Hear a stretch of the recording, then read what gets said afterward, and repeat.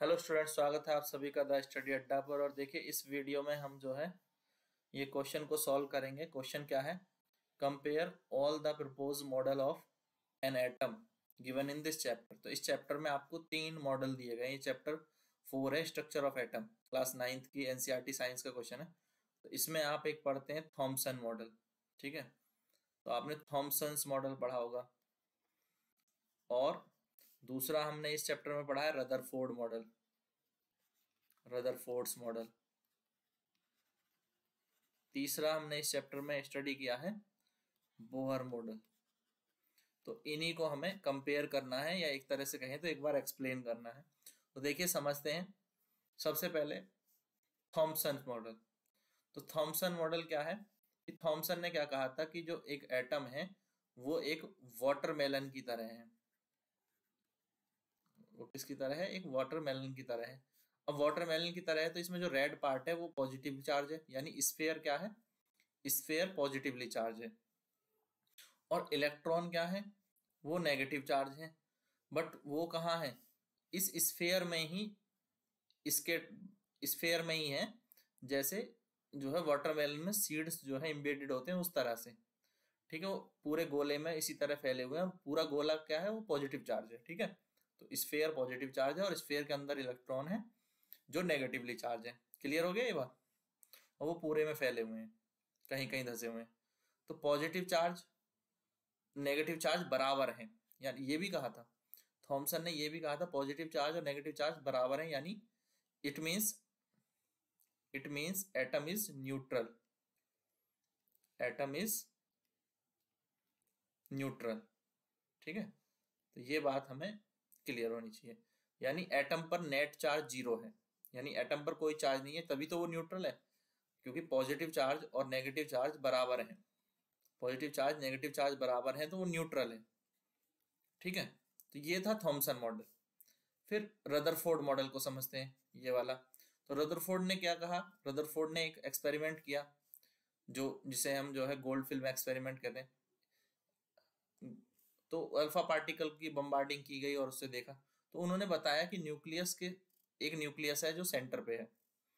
Nucleus कहाँ है? Nucleus नाभिक, वो कहाँ है? सेंटर पे है, केंद्र पर है। और वो कैसा है? वो पॉजिटिव चार्ज है। ये कैसा है?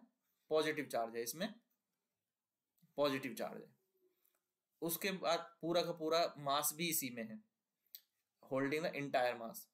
पूरा का पूरा मास, यानी जो 99% या कह सकते हैं मैक्सिमम मास जो है वो किस में है? वो न्यूक्लियस में ही है। यानी न्यूक्लियस कैसा है? भारी है। ठीक है, इलेक्ट्रॉन कहाँ है? इलेक्ट्रॉन चारों ओर है। ये इलेक्ट्रॉन है, इसमें इलेक्ट्रॉन इसके चारों ओर हैं, चक्कर लगा रहे हैं। ठीक है, वो इसके चारों ओर हैं और कुछ एक वेल डिफाइंड पाथ में रिवॉल्व कर रहे हैं। ठीक है, और इलेक्ट्रॉन कैसे हैं? नेगेटिव चार्ज हैं। तो इन्होंने कंपेयर किया कि न्यूक्लियस का जो साइज है, न्यूक्लियस का साइज काफी छोटा है एटम के साइज से।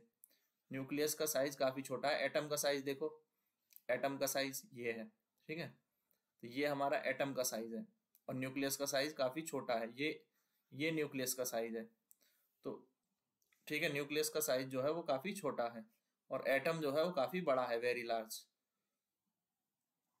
इसके बाद इलेक्ट्रॉन पर जो है क्या लगता है? एक फोर्स लगता है पॉजिटिव चार्ज के द्वारा। वो क्या है? Force of attraction. इलेक्ट्रॉन्स पर एक फोर्स लगता है, attraction force, force of attraction, जिसकी वजह से न्यूक्लियस जो है वो बैलेंस है। किसके द्वारा? सेंट्रीफ्यूगल फोर्स के द्वारा। तो ये बताया गया। ठीक है, सेंट्रीफ्यूग।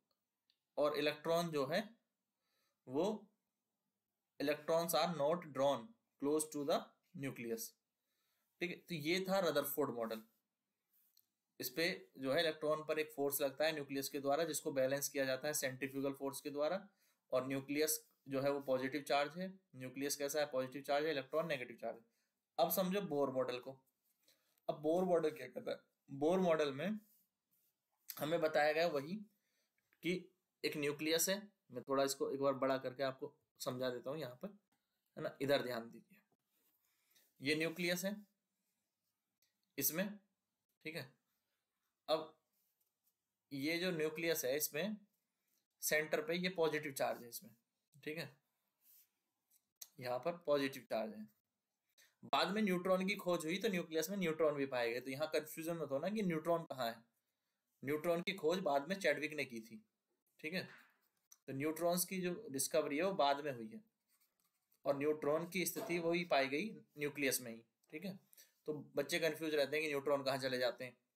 तो पॉजिटिव चार्ज है वो न्यूक्लियस में है, सेंटर पे, ठीक है, पॉजिटिव चार्ज।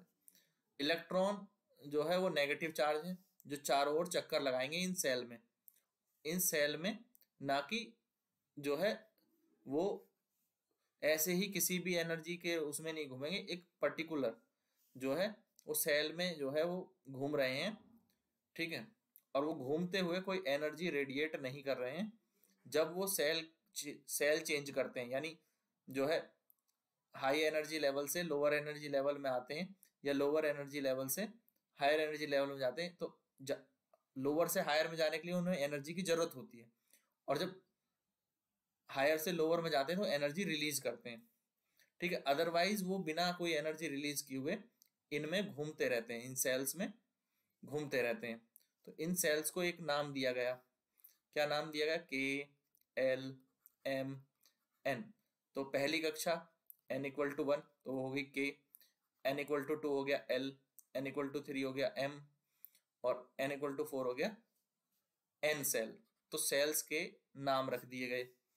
तो ये सेल्स या ऑर्बिट जिन्हें हम कहते हैं, इनको एक नाम दे दिया गया, आर लेबल्ड एज KLMN, ठीक है।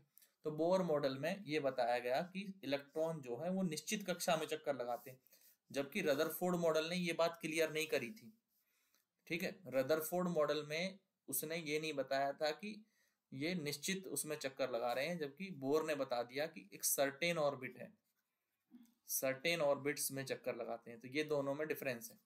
पॉजिटिव चार्ज यहाँ पर भी न्यूक्लियस में है, पॉजिटिव चार्ज यहाँ भी न्यूक्लियस में ही है। क्लियर है, ये बात आपको अच्छे से समझ में आ गई होगी। आई होप अगर समझ में आ गई है तो कमेंट कर दीजिएगा क्लियर हो गया। और इसी तरह के वीडियोस प्लेलिस्ट में जाकर के आप चेक कर सकते हैं और अपने क्वेश्चन को अच्छे से समझ सकते हैं। Thank you guys, thanks for watching.